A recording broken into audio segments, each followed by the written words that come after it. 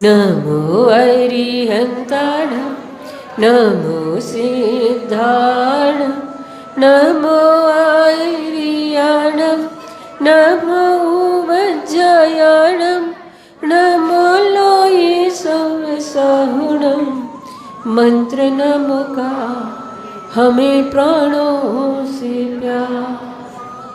अहिंसा परमो धर्म के महावीर भगवान के संत शिरोमणि आचार्य गुरुवर श्री विद्यासागर जी महाराज जी के 3,9 करोड़ मुनि राजाओं के सिद्ध चक्र महामंडल विधान के गुणमती माता जी की वंदनी आज का संघ की। आज हम सभी अपने जीवन में इन कर्मों के बारे में जो कि विधान में एक एक कर्म को जानकर सिद्ध भगवान ने अपने उन कर्मों का क्षय कर दिया है। ऐसे कर्मों को जानेंगे। वास्तव में श्रद्धा के बिना हमारा कोई भी काम नहीं बनता। जब तक हमारे अंदर श्रद्धा न हो तब तक हमें जीवन में किसी भी कार्य में सफलता प्राप्त नहीं होती। जीवन में जो महत्व श्वास का है, समाज में वही महत्व विश्वास का है। विश्वास जीवन की आस है, विश्वास जीवन की प्यास है, विश्वास जीवन की श्वास है। लोग कहते हैं कि ये धरती शेषनाग के फण पर टिकी हुई है, पर संत कहते हैं ये धरती शेषनाग के फण पर नहीं, हमारे तुम्हारे आपसी विश्वास पर टिकी हुई है। दुनिया में जब तक विश्वास है तब तक दुनिया है। विश्वास उठा कि दुनिया भी उठ जाएगी। इसलिए बंधुओं, सृष्टि की बुनियाद विश्वास पर है। हमारी जिंदगी की इमारत आस्था और विश्वास के दोनों पैरों पर टिकी हुई है। पति का जब तक पत्नी पर विश्वास होता है तब तक जीवन में माधुर्य और मिठास होती है। विश्वास हटा कि जिंदगी में कड़वाहट आ जाती है। बाप का बेटे पर और बेटे का बाप पर जब तक विश्वास है तब तक रिश्तों में माधुर्य होता है, तब तक रिश्तों में स्वर्ग जैसा संबंध होता है। विश्वास उठा कि जीवन स्वर्ग जैसा जो था वह नरक बन जाता है। नौकर का मालिक पर से विश्वास जाता रहे तो उसकी सेवाएं उसे पीड़ादायी बोझ बन जाएंगी, और मालिक का अगर नौकर पर से विश्वास उठ जाए तो सारे व्यापार ठप हो जाए। कहने का मतलब सिर्फ इतना है कि संसार विश्वास से चलता है, धर्म श्रद्धा से चलता है, साइंस तर्क से चलता है। साइंस के लिए श्रद्धा का कोई मूल्य नहीं होता, उसके लिए तो व्यर्थ होती है, फिजूल होती है, रोड़ा होता है, गति अवरोध होता है। साइंस के लिए तो तर्क ही सर्वोपरि होता है, लेकिन श्रद्धा में तर्क को कोई गुंजाइश नहीं होती। श्रद्धा ही धर्म में महत्वपूर्ण हुआ करती है। श्रद्धा हृदय से होती है, तर्क मस्तिष्क से होता है, मस्तिष्क की खुजलाहट से होता है। इसलिए हमें अपने देवशास्त्र गुरु पर विश्वास करना होगा। हमें माँ जिनवाणी पर अपनी आस्था बलवती बनानी होगी। हमें अपने गुरुओं पर श्रद्धा जमानी होगी। हमें अपने भीतराग परमात्मा पर अपनी आस्था को बलवती बनाना होगा, क्योंकि ये श्रद्धा ही होती है जो इन पाषाण की मूर्तियों में परमात्मा के दर्शन कर लिया करते हैं। ये आस्था ही हुआ करती है जिनमें इन पत्थर में हमें परमात्मा दिखाई देता है, और ये भावना ही हुआ करती है कि संत मुनियों में पूज्यता का भाव हमें ला देती है। लोगों ने सूरदास को सूरदास कहा, लेकिन सच तो ये है कि कहीं कहीं किसी अर्थों में हम भी सूरदास हो जाते हैं। हमें परमात्मा के अलावा दुनिया की सारी चीजें दिखाई देती हैं। सूरदास ने अपनी बंद आंखों में परमात्मा के दर्शन किए। सूरदास अपनी बंद आंखों से भी परमात्मा की मूर्ति को निहार लेता है, लेकिन हम आंख वाले होकर के भी हम परमात्मा के अलावा दुनिया की और चीजों को देखते रहते हैं। तो बंधुओं, जब तक हमारे अंदर श्रद्धा नहीं होगी, जब तक हमारे अंदर आस्था नहीं होगी, तब तक हम परमात्मा की उस मूर्ति को अपने इन चर्म चक्षुओं से देख नहीं पाएंगे। भगवान महावीर भले ही दुनिया से कभी के चले गए होंगे, लेकिन भक्त के हृदय में बस कर के रहेंगे अगर उसके हृदय में श्रद्धा और आस्था है तो। वहीं उनके दर्शन होंगे जहां प्रभु श्री राम के दर्शन हनुमान ने किए थे। तो बंधुओं, आस्था और श्रद्धा बहुत बड़ी चीज हुआ करती है। मैंने एक उदाहरण पढ़ा था कि एक सम्राट था, तत्वविद्य था, बुद्धिमान था, चिंतन मनन करने वाला था, साहित्य प्रेमी था। एक बार उसे खबर मिली कि कहीं दूर किसी ग्राम में एक दार्शनिक रहता है जो बहुत ही तार्किक है, बुद्धिमान है।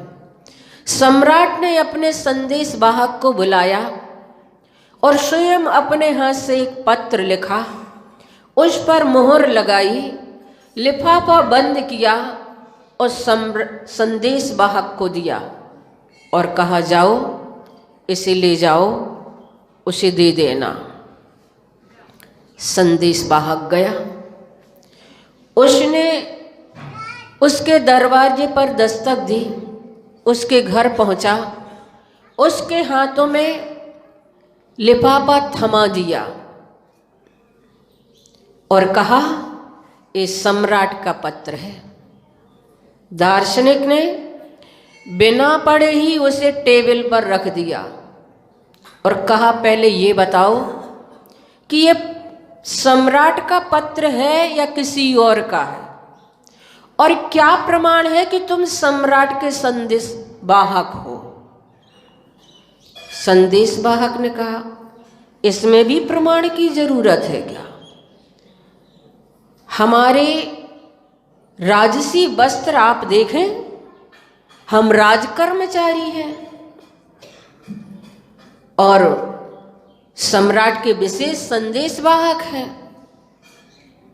दार्शनिक ने कहा, वस्त्रों से संदेश वाहक की क्या पहचान हो सकती है? वस्त्रों से तुम्हारी पहचान हम कैसे समझें? ऐसे वस्त्र तो कोई भी पहन सकता है। क्या तुम्हें सम्राट ने स्वयं अपने हाथ से ये पत्र दिया है?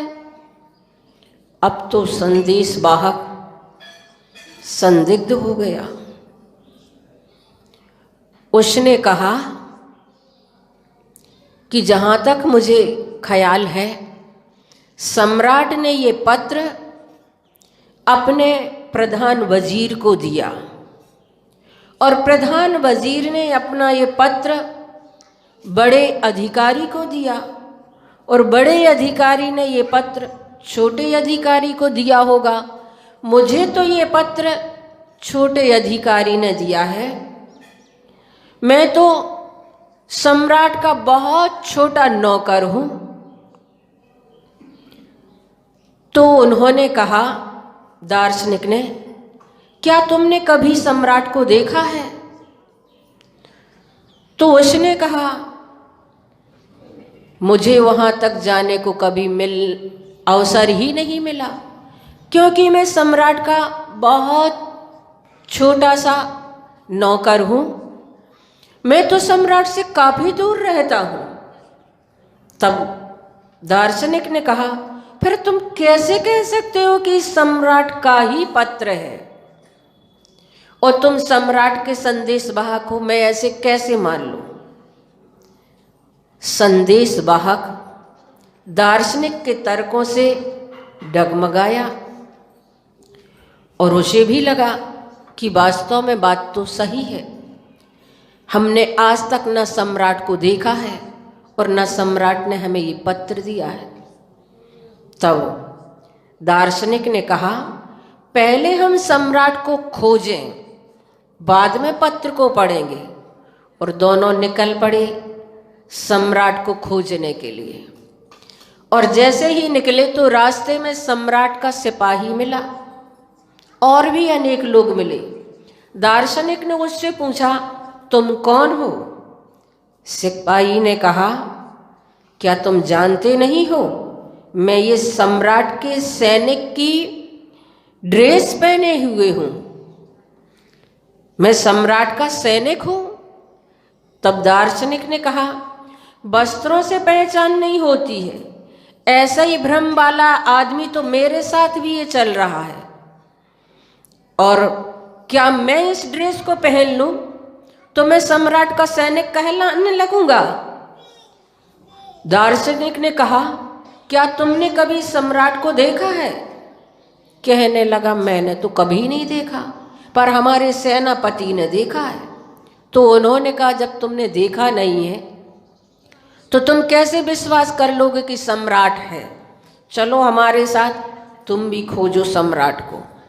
उसको साथ में ले लिया और वो तीनों मिलकर के महल तक पहुंचे।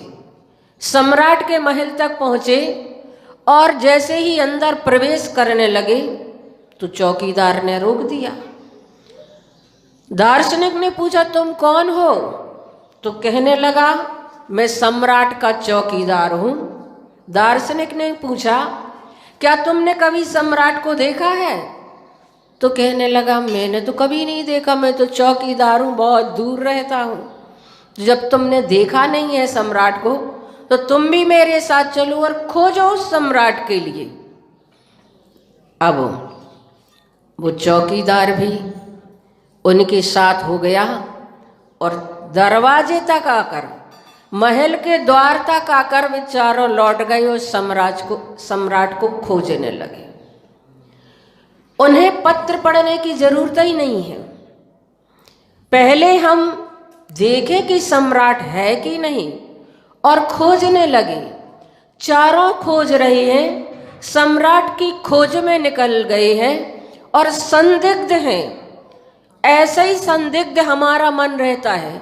कई बार हमने ऐसे संदेह अपने मन में पाल लिए हैं कि ये साधु सच्चे हैं कि नहीं, इनके अंदर सम्यक दर्शन है कि नहीं है, ऐसा ही तो नहीं है साधु बन गए।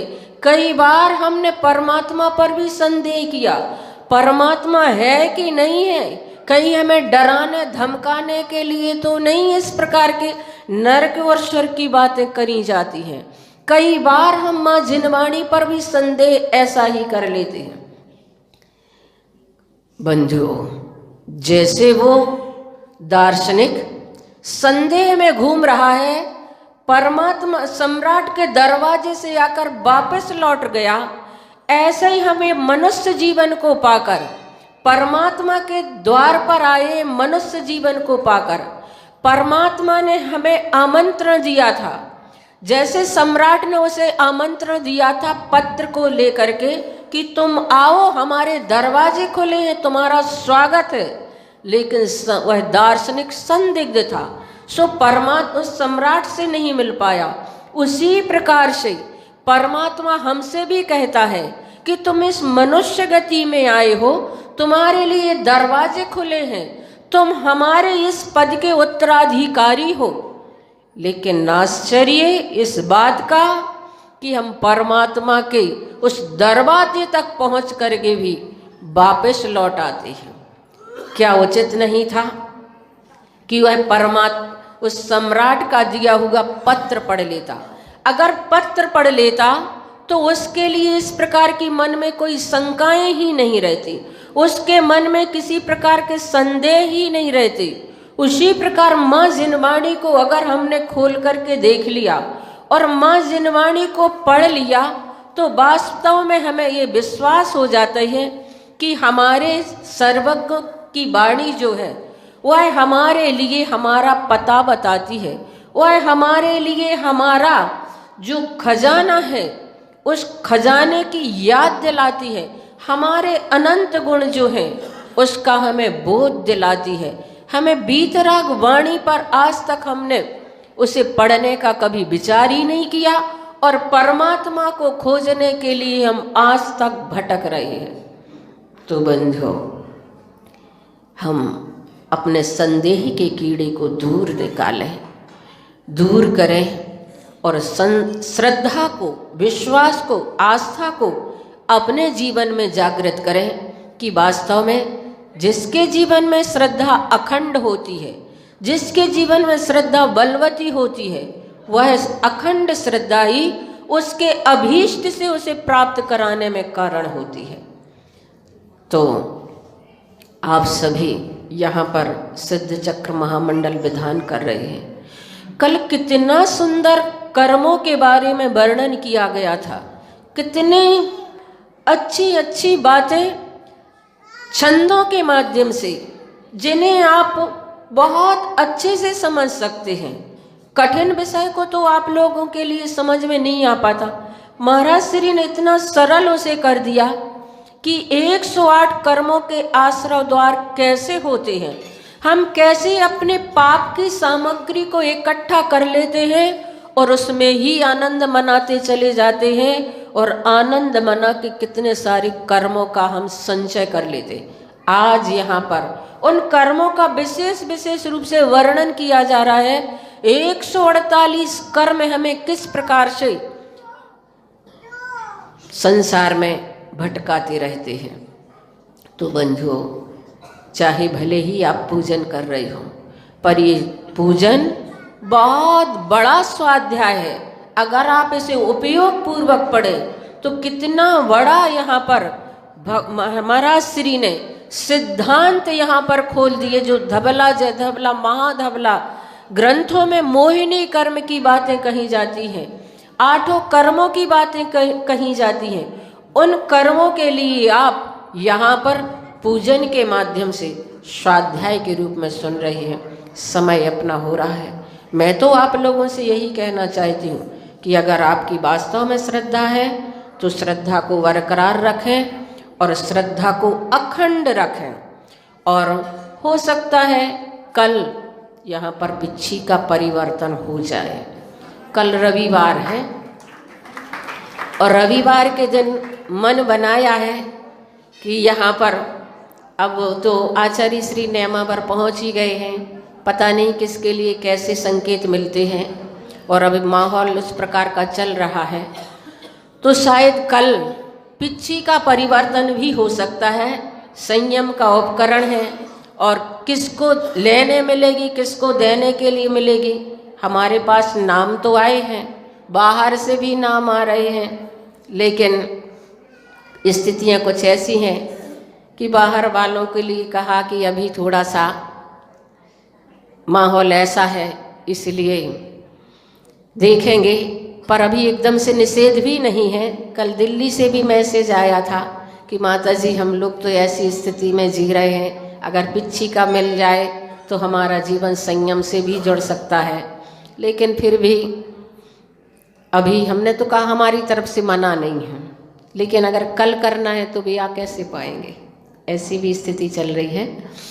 तो कल का सोचा है और हो सकता है होगा। 9 बार बड़े बाबा का जाप करेंगे। ओम ह्रीं श्रीं क्लीं मैं बड़े